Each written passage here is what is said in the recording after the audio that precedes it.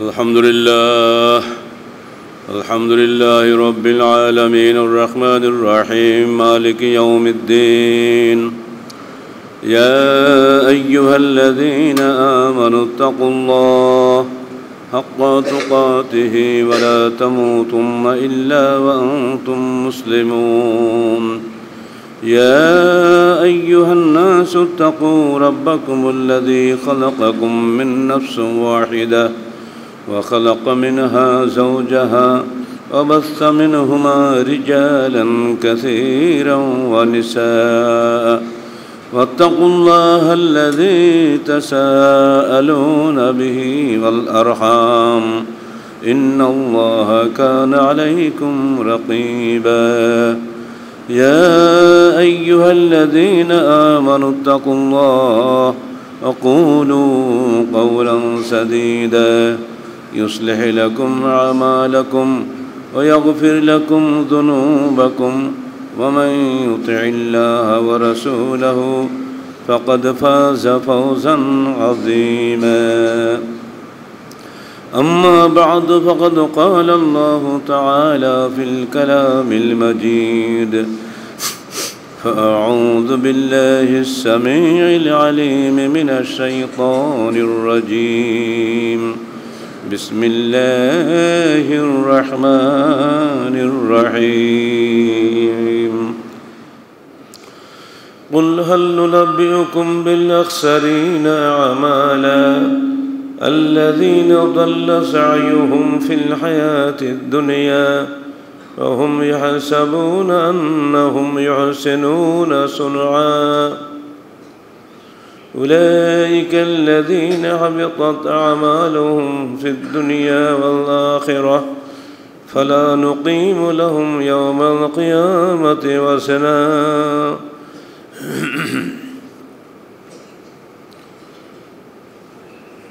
যাবতীয় হামদ ও সানা আল্লাহ রাব্বুল আলামিনের জন্য এবং যাবতীয় দরুদ ও সালাত শেষ নবী মুহাম্মদুর রাসূলুল্লাহ সাল্লাল্লাহু আলাইহি ওয়াসাল্লামের জন্য। ইসলাম একটি পূর্ণাঙ্গ দিন। মানব জীবনের সার্বিক দিক ও বিভাগে এর চূড়ান্ত সত্যের হেদায়েত রয়েছে। মানুষের জীবনে যেগুলো প্রয়োজন সব কিছু বিষয়ে বিস্তৃত ব্যাখ্যা এবং মূলনীতি বর্ণিত হয়েছে। দীর্ঘ 23 বছরের নবুয়তি জিন্দেগিতে সমস্যা এলেই সমাধান নাজিল হয়েছে, আর এভাবেই দিন পূর্ণতা পেয়েছে। অন্যান্য দিন একদিনে নাজিল হয়েছে, যেমন তওরাত, ইনজিল, কিতাব আকারে, কিন্তু কোরআন একসঙ্গে একদিনে নাজিল হয়নি। এটির পূর্ণাঙ্গ পেতে 23 বছর সময় লেগেছে, যদিও লওহে মাহফুজে আগে থেকেই সুরক্ষিত ছিল। নুজুলে ওয়াহির বিরতির কারণেই দীর্ঘ বিরতির প্রয়োজন হয়েছে, যাতে মানুষ সমস্যার সম্মুখীন হয়, সমস্যার পরবর্তী প্রশ্নের সাথে সাথে সমাধান নাজিল হয়। লিইসাব্বিতা বিহি ফুআদাক, আল্লাহ পাক বলছেন, হে মুহাম্মদ সাল্লাল্লাহু আলাইহি সাল্লাম, তোমার হৃদয়ে যাতে শীতলতা আসে, দৃঢ়তা আসে, সেজন্য আমরা এই ব্যবস্থাপনা করেছি। প্রশ্ন আসার আগে যদি উত্তর দেওয়া হয়ে যায় তাহলে প্রশ্নকারীর মধ্যে কোনো আগ্রহ সৃষ্টি হয় না। যখন ক্ষুধা লাগে তখনই খেতে যত ভালো লাগে, ক্ষুধাবিহীন মানুষের সামনে যতই উত্তম খানা পরিবেশন করেন তার কিন্তু অত আগ্রহ বোধ হবে না। এই পলিসিতে ইসলাম নাজিল হয়েছে, যাতে আগামী দিনে অনাগত ভবিষ্যতে মানুষের কাছে দ্বিতীয়বার কোনো প্রশ্নের অবকাশ আর না থাকে। আর সে কারণে কিছু কিছু আয়াত এসেছে ভবিষ্যৎবাণীমূলক, যে আগামী দিনে মানুষের মধ্যে এগুলো হতে পারে, তাদেরকে সতর্ক করার উদ্দেশ্যেই আগেভাগে এই আয়াতগুলো আমাদের সামনে এসে গেছে।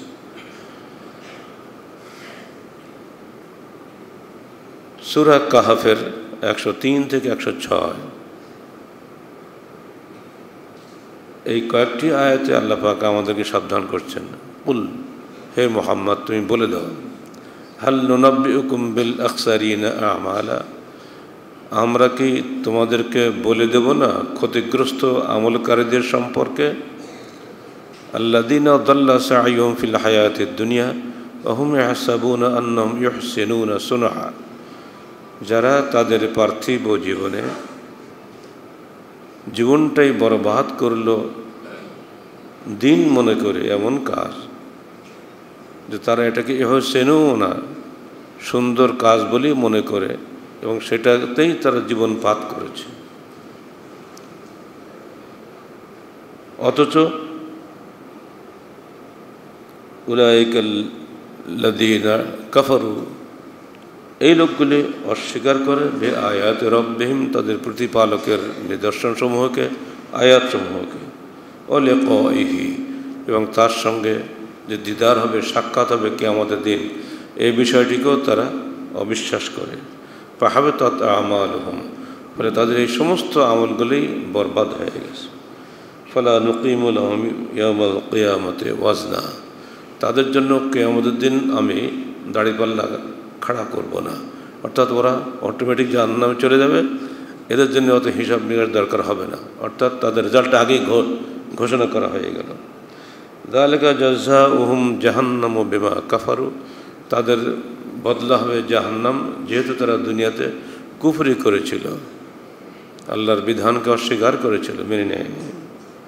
ওয়াত্তাখাযু আয়াতি ওয়া রুসুলি হুজুয়া, এবং তারা আমার আয়াতসমূহকে এবং আমাদের রসুলগণকে ঠাট্টার স্থল মনে করেছিল। এই বিষয়গুলি সামনে রেখে আমাদের প্রত্যহ এবং দৈনন্দিন জীবনের দিনী ও দুনিয়াবি দুটি বিষয়ই চিন্তা করলে অনেক কিছু আমাদের সামনে ভেসে উঠবে। খতিবের দায়িত্ব জনগণকে সতর্ক করা, যে কাজ নবীরা করে গিয়েছেন, মুবাশশিরিন ও মুনযিরিন, জান্নাতের সুসংবাদ শোনানো এবং জাহান্নামের ভয় প্রদর্শন করা, ওই কাজেরই দায়িত্ব হচ্ছে উলামায়ে দ্বীনের এবং খতিবদের। বিশেষ করে আগামী সোমবারে বাংলাদেশে কথিত শবে বরাত এবং মে দিবস একদিনে পড়ে গেছে। এই দুই দিন রাজনৈতিক বেদাতও হবে, ধর্মীয় বেদাতও হবে। আমাদের দায়িত্ব সতর্ক করা। মানবেন যিনি, তিনি আল্লাহর কাছে পুরস্কৃত হবেন, যিনি অমান্য করবেন তিনি জাহান্নামের খোরাক হবেন। আয়াতগুলি স্পষ্ট বলে দিল। যারা এই কাজ করেন তারা ইহসিনুনা সুনআ, সুন্দর কাজ মনে করেই করেন, কেউ কিন্তু খারাপ মনে করে করে না। কিন্তু আমি যদি ভালো মন্দের সিদ্ধান্তদাতা হয়ে যাই, তাহলে কোরআন হাদিসের কি প্রয়োজন? ভালো মন্দ সিদ্ধান্তদাতা স্রেফ আল্লাহর ওহী। এখানে মানুষের নিজস্ব কোনো এখতিয়ার নাই, কারণ মানুষ ভবিষ্যতের জ্ঞান রাখে না। এই বিষয়গুলি যত সহজে আমরা বলছি, কত সহজে আমরা আমল করি না। কোরআনের এই আয়াতের পরপরই আপনি হাদিস থেকে আল্লাহ রসুলের ব্যাখ্যা নিন। আয়েশা রাদিয়াল্লাহু আনহা قال رسول الله صلى الله عليه وسلم من أحدث في أمرنا هذا ما ليس منه فهو رد متفق عليه। যে ব্যক্তি আমাদের এই দ্বীনে এমন কিছু সৃষ্টি করলো যা তার মধ্যে নাই, সেটা মরদুদ বা প্রত্যাখ্যাত। এটা একটি মৌলিক হাদিস। মুসলিম উম্মার জীবনের অসংখ্য কাজকর্ম এই একটি হাদিসের মাধ্যমে নির্ণয় করা সম্ভব। বেদাত কাকে বলে সবাই আমরা জানি।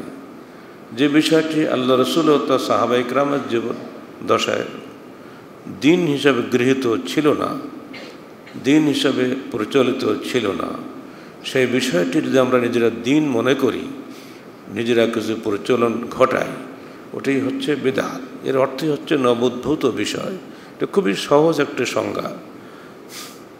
আমি এবং আপনি সকলে মিলে যে একটা বিষয়টাকে দিন বলি, আর তার উৎস বা আচরণ যদি আল্লাহ রসুলের জামানায় না থাকে, তাহলে ওটা নিঃসন্দেহে বেদাত। এর জন্য কোনো তর্ক বিতর্কের প্রয়োজন নাই, খুব সহজে এটা আমরা বলতে পারি। এই সহজ বিষয়টি আমরা কঠিন করে ফেলেছি উলামায়ে কেরাম বিভিন্ন যুক্তিতর্ক দিয়ে দিয়ে।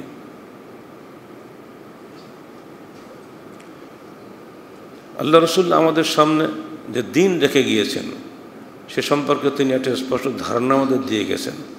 এখন আধুনিক শিক্ষিত ভাইদের সামনে এটা অত্যন্ত দুঃখজনক অভিজ্ঞতা যে ইসলাম মানেই ঝগড়া, যত আলেম বাড়বে তত ঝগড়া বাড়বে। আর এই ঝগড়ার কারণেই আব্বাসীয় খলিফাদের আমলে এই চার মযহাব সৃষ্টি হয়েছিল। যতই তোমার লড়াই টড়াই করো এই চার মযহাবের মধ্যেই থাকা লাগবে, এর বাইরে যাওয়া যাবে না। বাধ্য হয়েছিল তারা এগুলি বলতে। এখন তো চার মযহাব নেই, হাজার হাজার মযহাব হয়ে গেছে। আর এগুলো খুবই দুঃখজনক অভিজ্ঞতা আমাদের জন্য। ভাবখানা এই ইসলাম ফলো করলে পরস্পরের খালি হিংসা বিদ্বেষ আসে, এখানে কোনো ঐক্য সংহতি মহব্বত ভালোবাসা কিছুই আর স্থান পায় না। যেমন আব্বাসী আমলে এটা হয়েছিল, হানাফি শাফি সুন্নি দ্বন্দ্বে একসময় বাগদাদের ইসলামী খেলাফত ধ্বংস হয়েছিল। হালাকু খাকে ডেকে এনে মুসলমানদেরকে হত্যা করেছিল। ইবনে কাসিরের হিসাব মতে 40 দিনে 41 লক্ষ মানুষকে হত্যা করা হয়েছিল। নাউজুবিল্লাহ মিন যালিক। আল্লাহ পাক ওই দিন যেন কখনই মুসলমানদের মধ্যে আর ফিরিয়ে না আনেন।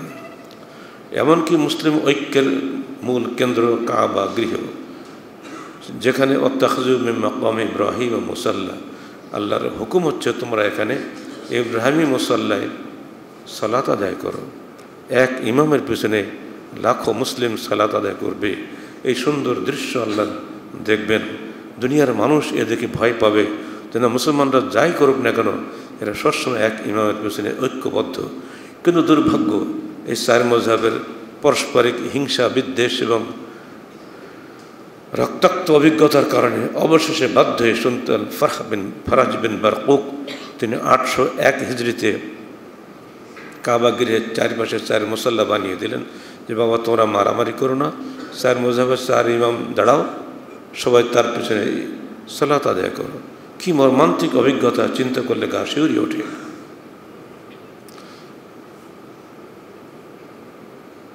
আজও তা চলছে। শুধুমাত্র মযহাবী বিদ্বেষ আর পারস্পরিক হিংসা মুসলমানদের মধ্যে ভাই ভাই হওয়ার বদলে শত্রুতে পরিণত করেছে। এগুলো থেকে বেঁচে থাকা ছাড়া কোনো উপায় নাই। কারণ দুশ্মনী করে কোনোদিন কোনো জাতি উন্নত হতে পারে না।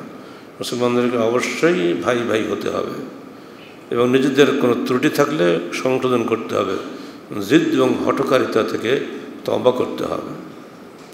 সহজ সরল সংজ্ঞা, যেটি আল্লাহ রসুলের জামানায় ছিল না ওটা ইসলাম নয়, যেটা সাহাবায়ে কেরামের যুগে ছিল না ওটা ইসলাম নয়। এইটুকু কথা বলতে বা মানতে সমস্যা কোথায়? কিন্তু না, যেটা আমাদের মযহাবে চালু আছে ওটাকেই ধরে রাখতে হবে, এর বাইরে কিছু যাওয়া যাবে না। এই জিদের কারণেই কিন্তু ইসলাম আজ মানুষের কাছে প্রশ্নবিদ্ধ হয়ে গেছে।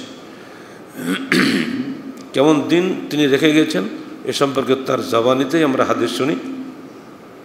عن العرباض بن سارية رضي الله عنه قال قال رسول الله صلى الله عليه وسلم قد تركت فيكم بيضاء نقية لا يزيغ عنها إلا هالك ومن يعش منكم بعدي فسيرى اختلافا كثيرا فعليكم بسنتي وسنة الخلفاء الراشدين। রাসূলুল্লাহ সাল্লাল্লাহু আলাইহি ওয়াসাল্লাম ইরশাদ করেন, দেখো আমি তোমাদের কাছে রেখে যাচ্ছি এমন একটা দিন যা বায়দা স্বচ্ছ পরিচ্ছন্ন, নাকিয়া, বায়দা বলে তিনি ক্ষান্ত হননি, নাকিয়া শব্দ যোগ করেছেন। স্বচ্ছ পরিচ্ছন্ন, কাচের ভিতরে বাল্ব আছে, কাঁচটা যদি রঙিন হয় আলোটা রঙিন হয়, কাঁচটা যদি ঘোলা হয় আলোটা ঘোলা হয়, কাঁচটা যদি স্বচ্ছ হয় আলোটা স্বচ্ছ হয়। এই কারণে এখানে দুটো ভাষা এসেছে, বায়দা স্বচ্ছ, নাকিয়া পরিচ্ছন্ন, কোনো ময়লা নাই। ময়লা করেছি আমরা। লা ইয়াজিগু আনহা ইল্লা হালিকুন, এই দিন থেকে যেই পথভ্রষ্ট হবে সে ধ্বংস হবে। আল্লাহ রসুলের এই বাণী সামনে রাখুন এবং আমাদের জীবনটা যাচাই করুন। আলেমে মুখ দেখা দেখে নেই, সালাম নাই, মোসাফাতে পড়ে মরুকা, কারণ উনি এক মজহাবের লোক, আমি এক মজহাবের লোক। পারস্পরিক ছেলে মেয়ে বিবাহ শাদীও নাই।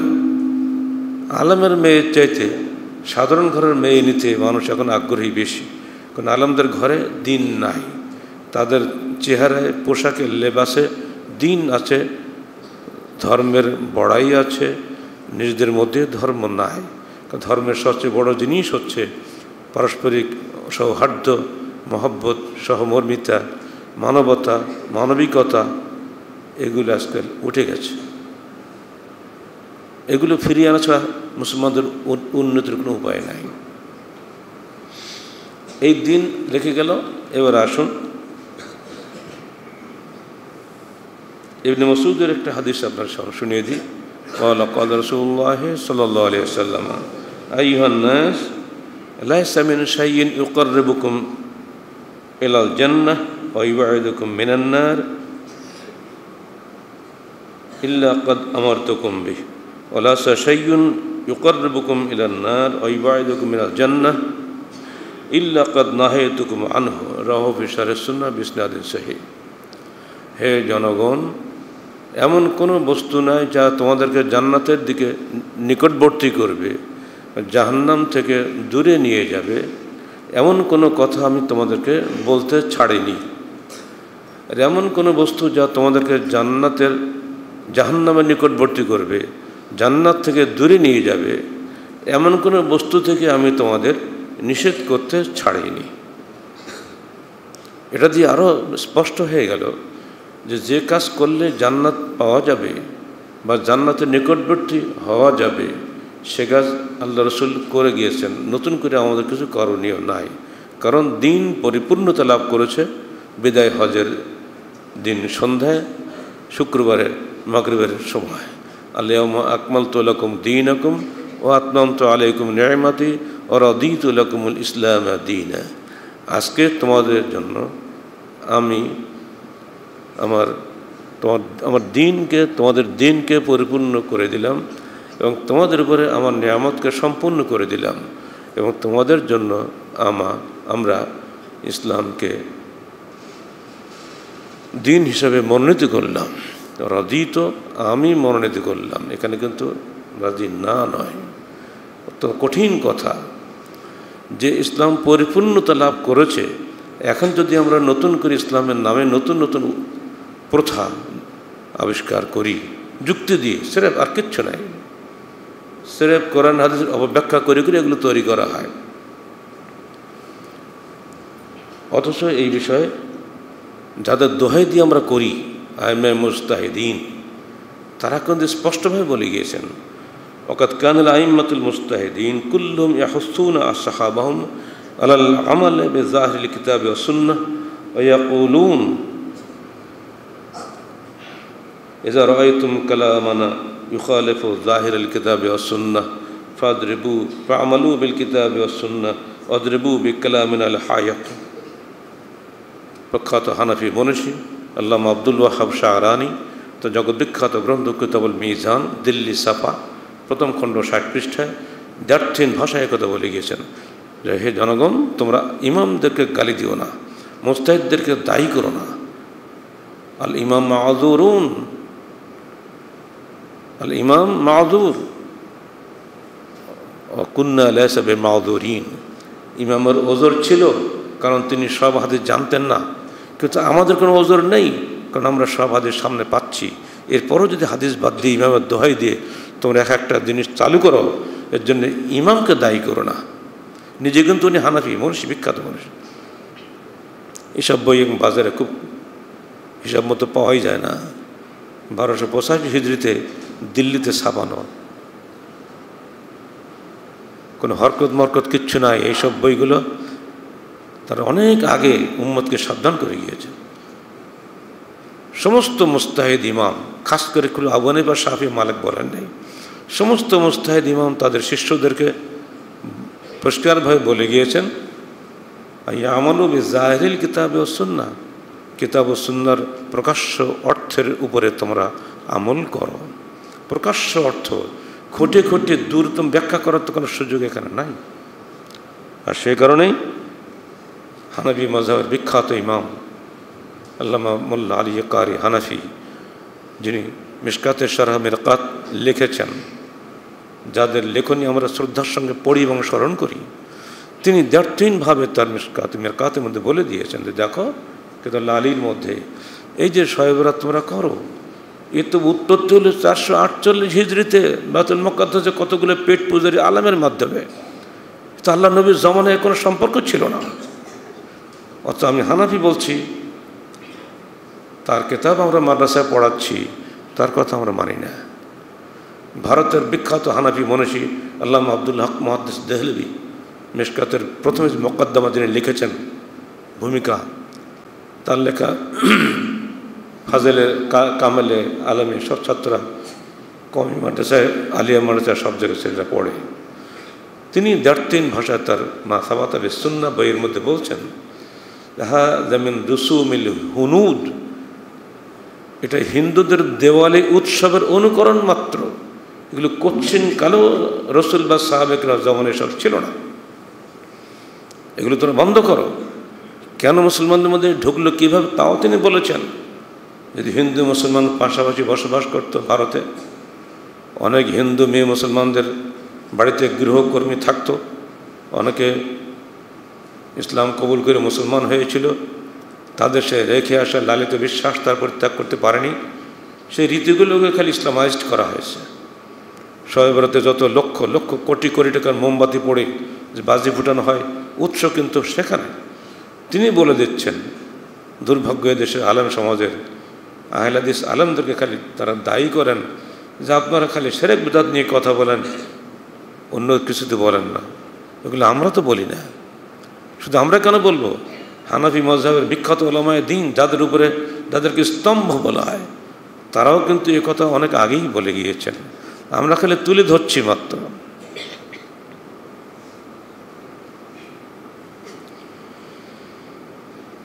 শিরকগুলি কেমন করে ঢুকলো? এই ভবিষ্যৎবাণী শোনেন। আল্লাহ রসুলের গোলাম সাওবান, বিখ্যাত ব্যক্তি, তিনি যে হাদিসটা আমরা সবাই জানি, আল্লাহ তাযাল তাইফাতু মিন উম্মতি যাহিরিন আলাল হক, এই হাদিসের রাবি যিনি, তিনি অন্য আরেকটি হাদিসে বলছেন, দেখো ক্বালা ক্বালা রাসূলুল্লাহ সাল্লাল্লাহু আলাইহি ওয়াসাল্লাম লা তাকুমু সাআতু হাত্তা তালহাকু কাবাইল মিন উম্মতি বিল মুশরিকিন ওয়া হাত্তা তা'বুদু কাবাইল মিন উম্মতি আল আওসান, রাওয়াহু আবু দাউদ। কিয়ামত অতদিন হবে না যতদিন আমার উম্মতের মধ্যে অনেকগুলো দল মুশরিকদের সঙ্গে মিশে যাবে এবং তারা মূর্তি পূজা করবে। আমরা সবাই জানি মুসলমানরা কোনো মূর্তি পূজা করে না। মূর্তিকে ঘুরিয়ে এরা এখন ছবি প্রতিমা পূজা করে এবং কবর পূজা করে। এই কবর পূজার শিরক বহু পুরনো শিরক। মূর্তি পূজার শিরক নূহ আলাইহিস সালামের জামানা থেকেই চলছে।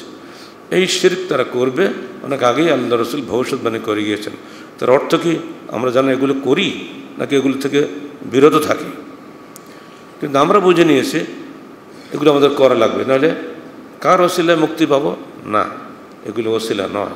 মৃত ব্যক্তি কখনোই জীবিত ব্যক্তির ওসিলা হতে পারেন না।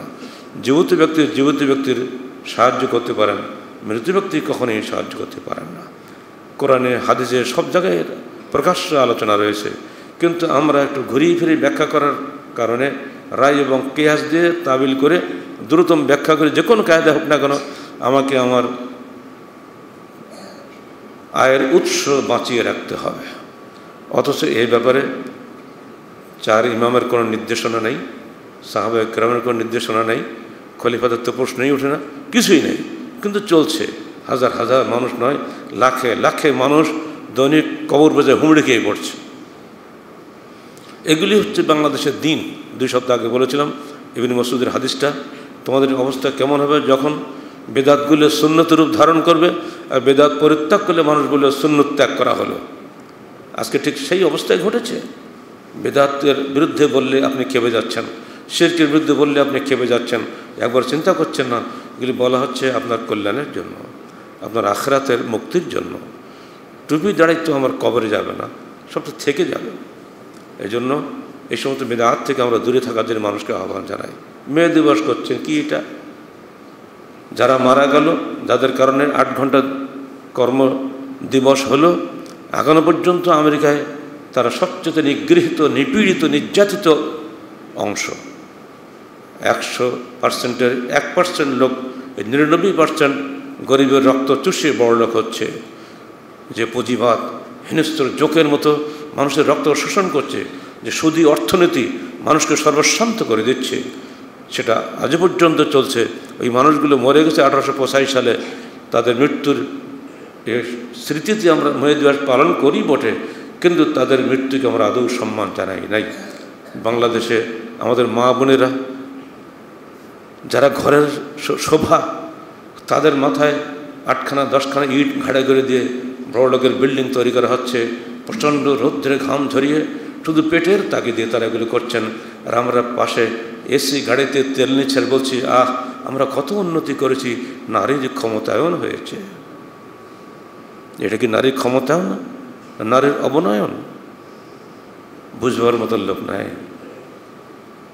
মা বোনদেরকে এই বেইজ্জতি করার পরেও যে পুরুষ আনন্দে হাসে, ক্ষমতায়ন বলে চিৎকার করে, উন্নয়ন বলে মানুষের কাছে লাফালাফি করে, এইসব মানুষদেরকে আমরা কি বলতে পারি? না, নারী আমার মা, নারী আমার বোন, নারী আমার স্ত্রী, নারী আমার জীবনের সাথী। তাকে বাদ দিয়ে আমি কখনো বড়লোক হতে পারি না। জীবনের সমাজের অর্ধাংশ তারা আমার ঘর সামলাবে, আমি তাদের জন্য ভরণ পোষণ যোগাবো। এইভাবে আল্লাহ সৃষ্টি, এই সৃষ্টি কৌশল বদলে ফেলার চেষ্টা করার কারণেই আজকের সমাজে যত অশান্তির সৃষ্টি হচ্ছে, প্রতিদিন নারী ধর্ষিতা হচ্ছে, প্রতিদিন নারী নির্যাতিত হচ্ছে। খুশি হলাম গতকালকে পত্রিকা দেখে ভারতের, সেখানে নির্দেশ দেওয়া হয়েছে, হে নারী, 18-60 পোশাক পরো না। তুমি স্কুলে আসবে, ছোট মেয়েদেরকে বলা হচ্ছে তোমার স্কুলে আসবে ঢিলা পোশাক পরে, তোমরা কখনই কোনো ছেলের পাশে বসবে না। দেখছেন অবস্থা? অথচ বাংলাদেশ মুসলিম কান্ট্রি, এখানে সরকারিভাবে পরিচালিত এমনকি ক্যান্টনমেন্টের স্কুলগুলোতেও নাকি নির্দেশ দেওয়া হচ্ছে ছেলে মেয়ে পৃথক বেঞ্চে বসা হবে না, একটা ছেলে একটা মেয়ে এমনি করেই বসতে হবে। এ কোন দেশ? যখন তারা ধর্ষিত হয় তখন একটু হইচই করা হয়, বাস আসামি জীবনও খুঁজে পায় না, শাস্তিও তার কিছুই হয় না। এইভাবেই আল্লাহর বিধানকে তাচ্ছিল্য করা হচ্ছে। আর আমরা দোষ দিচ্ছি ইসলামের, দোষ তো নিজেদের। আমরা ইসলাম থেকে আলো গ্রহণ করি নাই, যেটা আল্লাহ রসুল বলতেন, কাদ তারাকতুহা বাইদা নাকিয়াতান, আমি দিন রেখে গেলাম তোমাদের কাছে পরিচ্ছন্ন পরিষ্কার স্বচ্ছ একটা দিন, লা ইয়াজিগু আনহা ইল্লা হালিকুন, এই দিন থেকে যেই পথভ্রষ্ট হবে সেই ধ্বংস হবে। আমরা কিন্তু ঠিক ধ্বংসের দিকে এগিয়ে চলেছি। নবী মালিক আল আশআরী আন্নাহু সামিআ নবিয়্যা সাল্লাল্লাহু আলাইহি ওয়াসাল্লাম ইয়াকুল,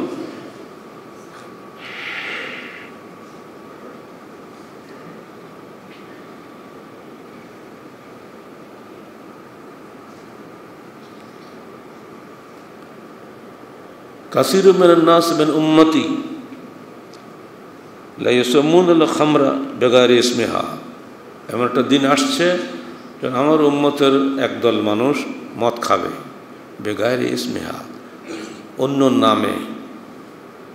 এটাতে ইঙ্গিত রয়েছে এরা পাপের কাজ করবে পুণ্যের নাম দিয়ে। জেনা ব্যভিচারী সবই চলবে, কিন্তু বেনামিতে সবই এখন চলছে। এখন লিভ টুগেদার ইংরেজি হয়েছে, বিবাহ করব না, একত্রে এক ঘরে বসবাস করব। এটা ওয়েস্টার্ন কালচার চলে আসছে বাংলাদেশ। নারী পুরুষের মেলামেশা করব না, কিন্তু আমরা ভ্যালেন্টাইন্স ডেতে ভালোবাসা বিনিময় করব। পয়লা বৈশাখে আনন্দের আতিশয্যে পরস্পরের রং ছিটাবো। চৈত্র সংক্রান্তিতে কাদা মাখবো সবাই মিলে। বিশেষ কোনো দিনে গোসলের পুণ্য স্নানের নাম করে নদীতে ঝাঁপ দিয়ে নারী পুরুষ ঢলাঢলি করব। এই ইসাম্মুনা বি ইসমে গায়রিহা, অন্য নামে পাপের কাজ করব। শুধু মদ নয়, মদের তো নাম চলে গেছে, এখন তো কেউ মদ খায় না, ইয়াবা খায়, ফেন্সিডিল খায়, গাঁজা খায়, মদ কেউ খায় না, সব নাম পরিবর্তন হয়ে গেছে। যত পাপ আমরা করছি সব পাপই করে যাচ্ছে আগের মতোই, নামের পরিবর্তন হয়েছে। বহু পূর্বেই প্রিয় নবী মোহাম্মদ রাসূলুল্লাহ সাল্লাল্লাহু আলাইহি সাল্লাম তার উম্মতকে এই বিষয়ে সাবধান করে গিয়েছেন। এই সাবধানতা আমাদের প্রত্যেকের জন্য, শুধুমাত্র খতিবদের জন্য নয়, এই সাবধানতা কি মুসলমানদের প্রধানমন্ত্রীর জন্য নয়, এই সাবধানতা কি মন্ত্রীর জন্য নয়, এই সাবধানতা কি অন্য কারোর জন্য নয়, যারাই দুনিয়াতে মুসলমান প্রত্যেকের জন্য এই সাবধানতা। নির্দিষ্ট কোনো দলের জন্য নয়, নির্দিষ্ট কোনো মতের জন্য নয়, প্রত্যেকটা মুসলমানের জন্য এই সাবধানতা মেনে চলা কর্তব্য।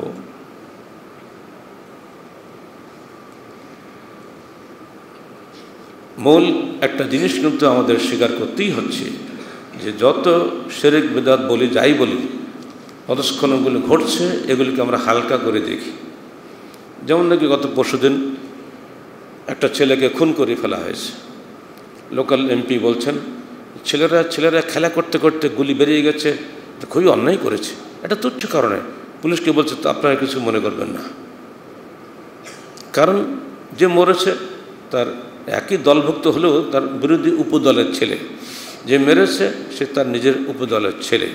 অতএব হে পুলিশ ভাইরা, তোমরা ধরাধরি করো না, তুচ্ছ একটা ব্যাপারে হঠাৎ করে গুলি বেরিয়ে গেছে, কোনো ব্যাপারই না, মানে মানুষ মরাটাও তার কাছে কোনো ব্যাপারই না। এই যদি অবস্থা হয় জনপ্রতিনিধিদের, তাহলে আপনি কাদের কাছে আশা করছেন?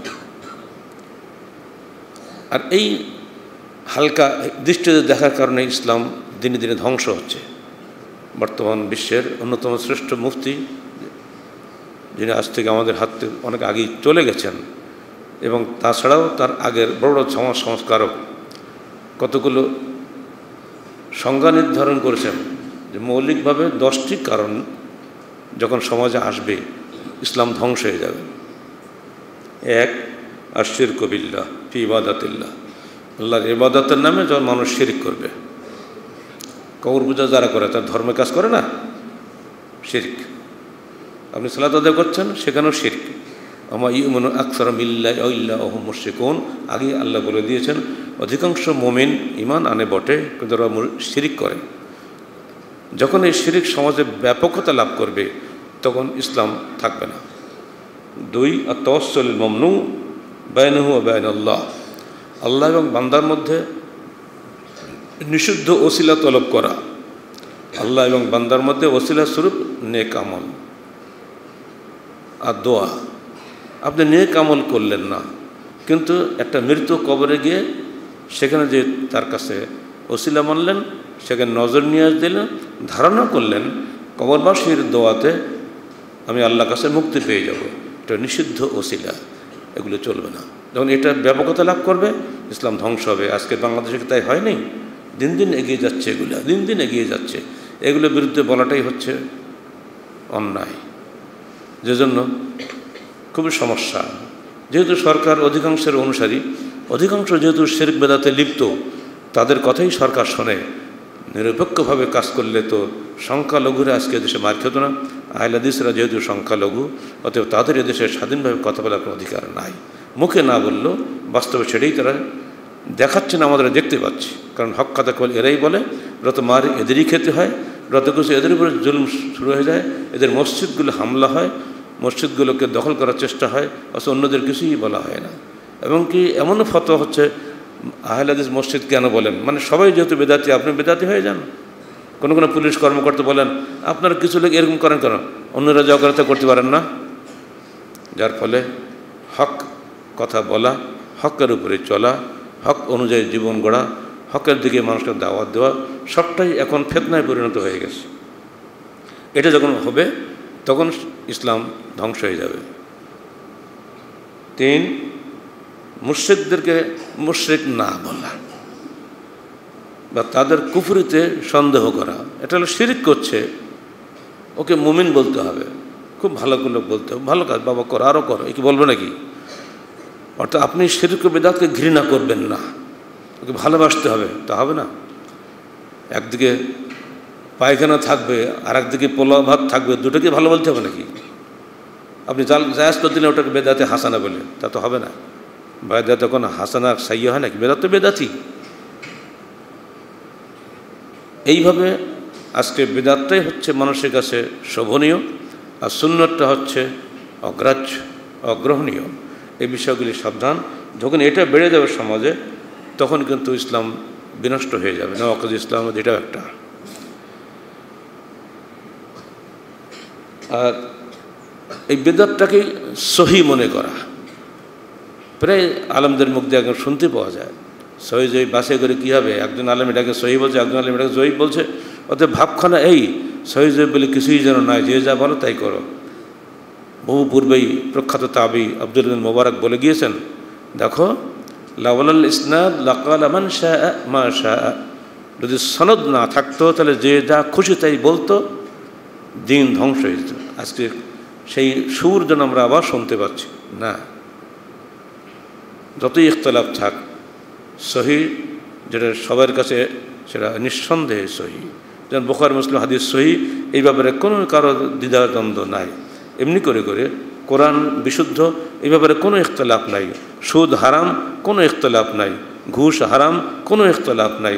জেনা ব্যভিচারী হারাম, কোনো ইখতলাফ নাই।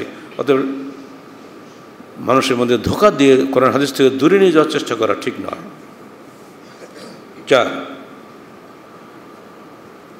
আল্লাহর নবী যে দিন আমাদেরকে রেখে গিয়েছেন সেটাকে এই যুগে অচল বলে মনে করা, বরং নিজেরা শরীয়ত তৈরি করা, তাতে কল্যাণ বেশি।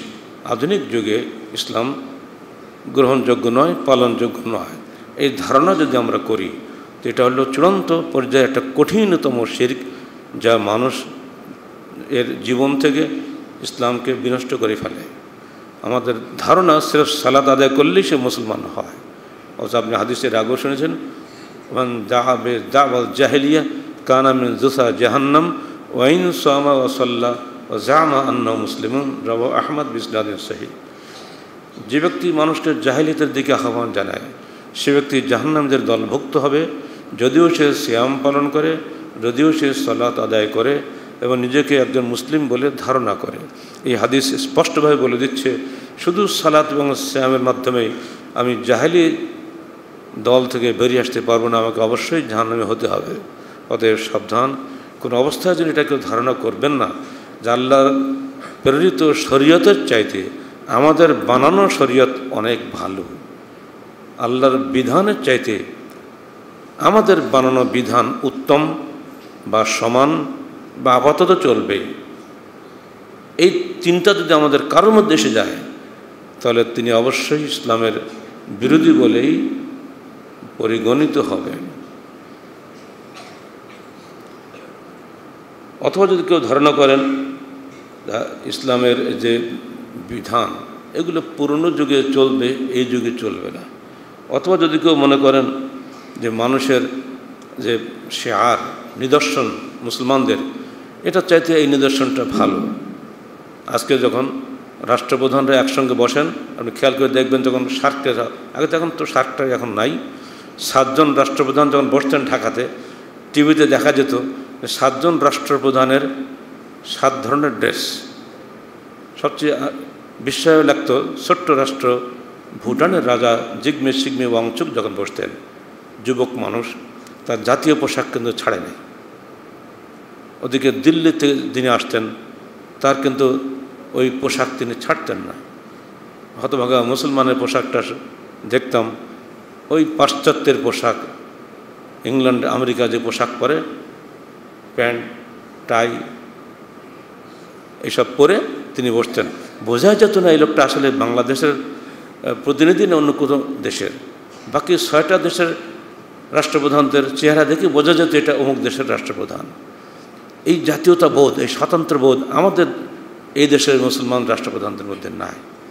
যারা এটাকে অগ্রাহ্য করে, ইসলামী পোশাককে অগ্রাহ্য করে, তারাও ইসলামের ক্ষতি করে। এজন্যই বলা আন্নাস বিল লেবাস, মানুষ চলে তার লেবাসের কারণে।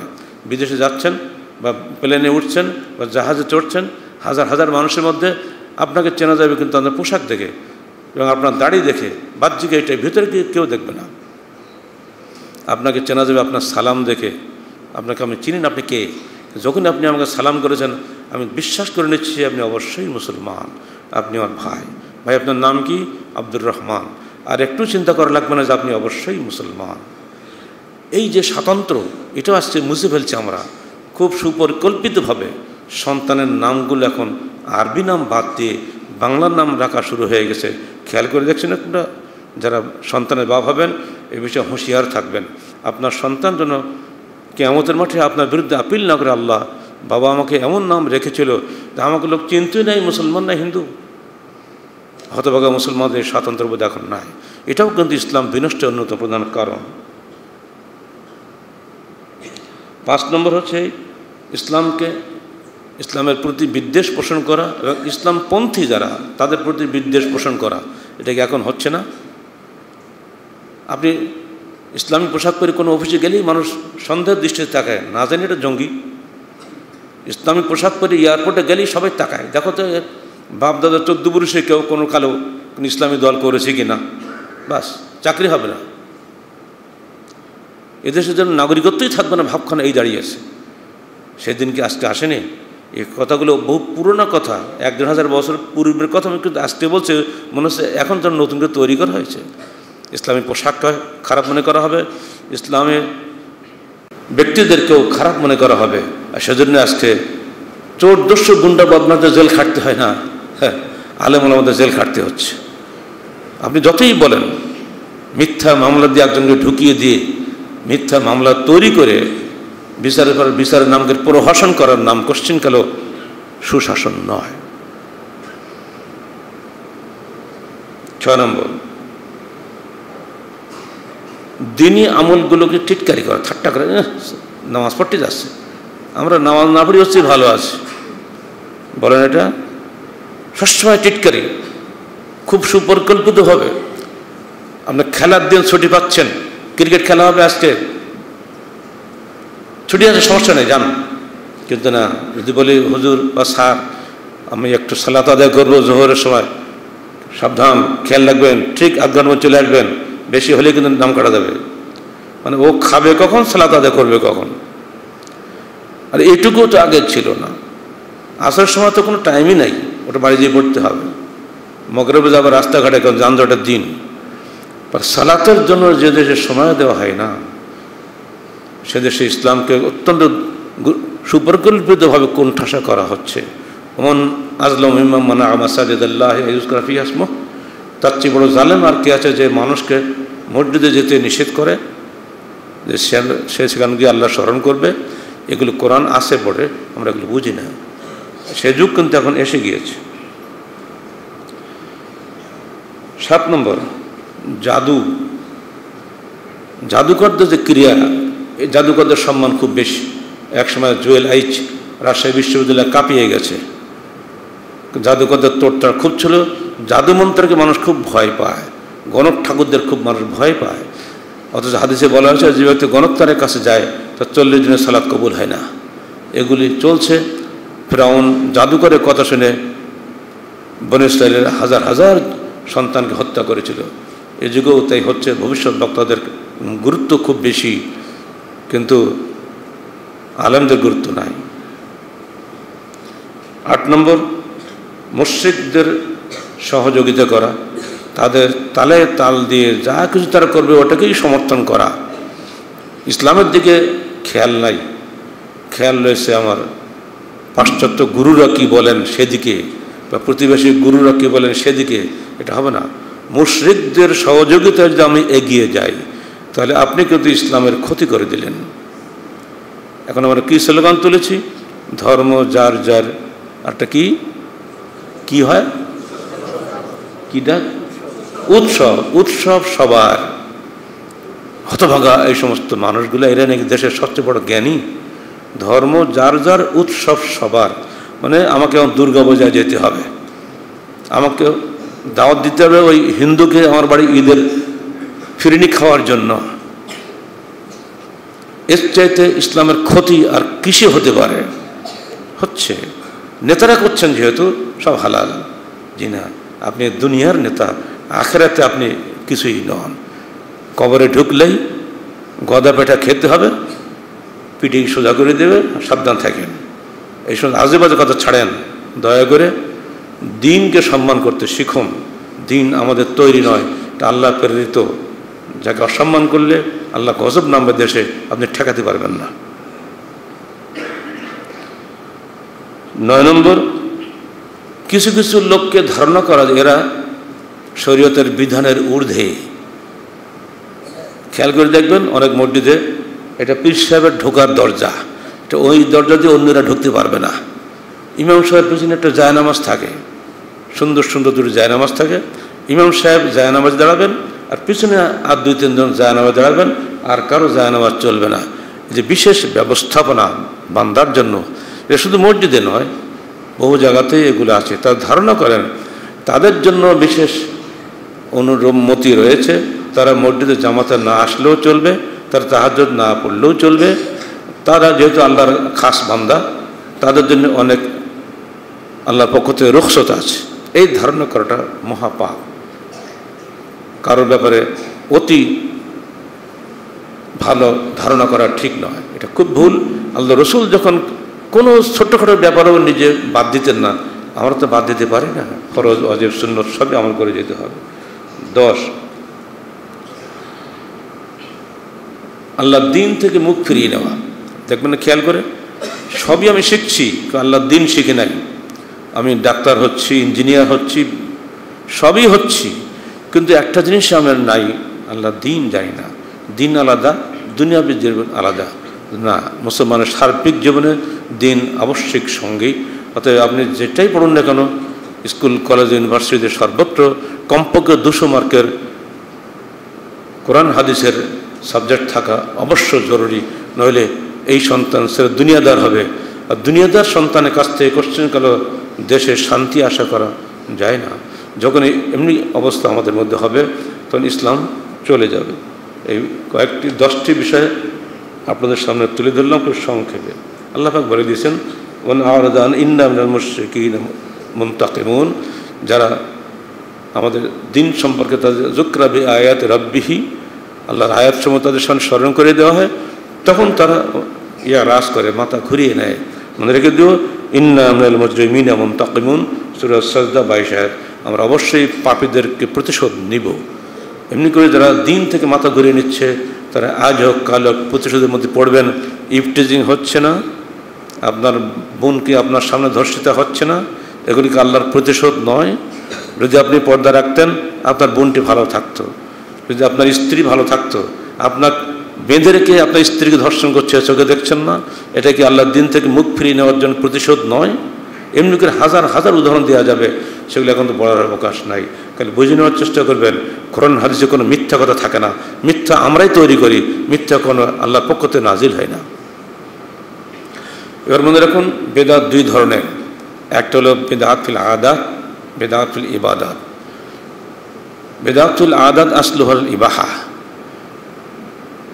সামাজিক বিষয়ে নতুন নতুন সৃষ্টি করাটা কোনো শরীয়ত দৃষ্টিকোণ থেকে বেদাত নয়। সাইকেল আবিষ্কার করা, ঘড়ি আবিষ্কার করা, মোবাইল আবিষ্কার করা, গাড়ি ঘোড়ায় চড়া, এগুলো বেদাত নয়। অতক্ষণ পর্যন্ত এগুলো দিনের ক্ষতি করবে না, যতক্ষণ পর্যন্ত এগুলিকে আপনি দিনের বিরুদ্ধে ব্যবহার না করেন। মাইক্রোফোনে কথা বলছি, মাইক্রোফোন দিনের স্বার্থে ব্যবহৃত হচ্ছে, এটা কোশ্চেনকালে বেদাত নয়, এই বুঝের ভুলের কারণে। কিন্তু এই মাইক্রোফোন যখন আপনি গান বাজনা শুরু করে দেবেন মসজিদের মধ্যে, নিঃসন্দেহে আপনি গুনাহগার হবেন। ব্যক্তি গুনাহগার হবে, যন্ত্র গুনাহগার হবে না। আটল বিদাত ফি দিন, দিনের ব্যাপারে যখন কিছু করবেন, তখন সেটা হবে মুহাররম, নিষিদ্ধ। কারণ দিনের আসল হচ্ছে, মূল হচ্ছে তৌকিফ। তৌকিফ অর্থ কি? অপরিবর্তনীয়, সেখানে আপনি চেঞ্জ করতে পারেন না। দিন পরিবর্তন করার ক্ষমতা মানুষের নাই। যে আল্লাহর পক্ষ থেকে নাজিল হয়েছে, ওইটাকে ওইভাবেই আপনাকে মানতে হবে। আপনি জোহরের সালাত আদায় করেন, অন্য দিন 4 রাকাত, কিন্তু আজকে জুমার দিন পড়বেন 2 রাকাত। এটাকে আপনি ইচ্ছা করে 4 বানাতে পারবেন না, এটা কোনো ক্ষমতা আপনার নাই। সারা দুনিয়ার আলমীরা একদিকে যদি ভোট দেয়, কোশ্চেন করলে এটা চলবে না। কিন্তু আমার রসুল করে গেছেন, এটা দিন, এটা অপরিবর্তনীয়। এই মৌলিক ধারণা যদি আমাদের না থাকে, তাহলে তো আমরা সমাজে চলতে পারবো না। এ বিষয়ে যে হাদিসটা শুরুতে বলেছিলাম সেটা মনে রাখবেন, মান আহাদাসা ফি আমরিনা হাযা মা লাইসা মিনহু ফাহুয়া রাদ্দুন। যে ব্যক্তি ইসলামের নামে নতুন কিছু উদ্ভব করলো, সেটাই মরদুদ, প্রত্যাখ্যাত। শবে বরাত প্রত্যাখ্যাত, এটা আল্লাহ নবীর জামানায় ছিল না, সাহাবাগণের জামানায় ছিল না, ইমামদের জামানায় ছিল না। এগুলো সব নতুন সৃষ্টি করা হয়েছে। আপনার সুন্নত হচ্ছে শাবানের অধিকাংশ দিন সিয়াম রাখা। সিয়াম রাখেন নফল নিয়তে, বাস শাবান নিয়তে, এর বেশি কিছু করার কোনো সুন্নত নাই, কোনো নির্দেশ নেই, কোনো শরীয়ত নাই। যেটাই নিজে নিজে করবেন ওটা প্রত্যাখ্যাত হবে, আল্লাহর কাছে কোনো গুরুত্ব পাবে না। মেয়ে দিবস করছেন, দিবস পালন ইসলামের শরীয়তে নাই। আপনি শ্রমিকদের জন্য উন্নত মানের চেষ্টা করুন, এটাই হলো দাবি। শুধু হইচই করার নাম নয়, লাখো লাখো টাকা ব্যয় করে ওইটা যদি গরিবদের দিতেন তাহলে তার নেকি পাইতো, আপনার উপকার হইতো। গরিবদের বেতন বৃদ্ধি করে দেন, তা তো দিবেন না। তাদের মিছিল করতে হয় কেন, রাস্তা দিয়ে শুয়ে পড়তে হয় কেন? এগুলো কিসের লক্ষণ? না, ইসলামী বিধান এটা বলে না। ইসলাম বলে মানুষের জন্য কাজ করো, আল্লাহ তোমার সাহায্য করুন। আল্লাহ ফি আউনি আবদে মা কানা আবদু ফি আউনি আখিহি। আল্লাহ বান্দার সাহায্য যতক্ষণ থাকবেন ততক্ষণ বান্দা আর এক ভাইয়ের সাহায্যে থাকবে। শ্রমিকরা আমাদের ভাই, আমাদের উচিত তাদের সাহায্য করা, এগিয়ে যাওয়া। এর জন্য দিবস পালন করার কোনো প্রয়োজন নাই। আবার স্মরণ করে দিয়ে আল্লাহ পাকের নিষেধাজ্ঞা, কুল হাল নুনাব্বিউকুম বিল আখসারিনা আমালা আল্লাযীনা দাল্লা সাইয়ুহুম ফিল হায়াতিদ দুনিয়া ওয়া হুম ইয়াহসাবুনা আন্নাহুম ইউহসিনুনা সুনআ। হে মুহাম্মদ, তুমি বলে দাও জনগণকে, আমরা কি তোমাদেরকে সেই সমস্ত লোকদের কথা বলে দেব না যারা ক্ষতিগ্রস্ত হবে, অথচ সুন্দর সুন্দর আমল করছে বলে তারা মনে করবে? সেই ক্ষতিগ্রস্ত আমলকারীদের সম্পর্কে আমি কি তোমাদের বলে দেব না? ক্ষতিগ্রস্ত আমলকারী তারাই যারা ইসলাম মনে করে ইসলাম বিরোধী কাজ করে, দিন মনে করে নিজেরা বানোয়াট ধর্মীয় অনুষ্ঠান তৈরি করে, ঠিক অমনি করে দিনকে বাদ দিয়ে নিজেদের বিধান, মন গড়া বিধান মানুষের উপরে চাপিয়ে দেয়। এই সবই কিন্তু বিল আখসারিনা আমালের মধ্যেই পড়ে যাবে, ক্ষতিগ্রস্ত আমলকারীদের অন্তর্ভুক্ত হবে। কিয়ামতের মাঠে এই সমস্ত আমলের কোনো মূল্য আল্লাহর কাছে থাকবে না। আল্লাহ বলছেন ওয়াকাদামনা ইলা মা আমিলু, আমরা তাদের আমলগুলো দেখব, জাআলনা হাবাআ মানসুরা, দেখব সেগুলোকে উড়ন্ত খড়কুটোর মতো হয়ে যাবে। আল্লাহর কাছে এগুলো কিছুই গৃহীত হবে না। আমরা চাই আমাদের যাবতীয় আমল যেন আল্লাহর কাছে গৃহীত হয় এবং তার বিনিময়ে আমরা যেন আল্লাহ পাক আমাদেরকে জান্নাতুল ফেরদাউস নসিব করেন। যাবতীয় আমল যেন আল্লাহর কাছে মকবুল হোক, এটাই আমাদের একান্ত কামনা। আর এজন্য আবশ্যিক জরুরি হচ্ছে সমস্ত কাজগুলি কোরআন এবং সহিহ হাদিসের আলোকে করা। আল্লাহ পাক আমাদের তৌফিক দান করুন। আমিন। আকুলু কওলি হাযা আস্তাগফিরুল্লাহ লি ওয়া লাকুম ওয়া লিসাইরিল মুসলিমিন।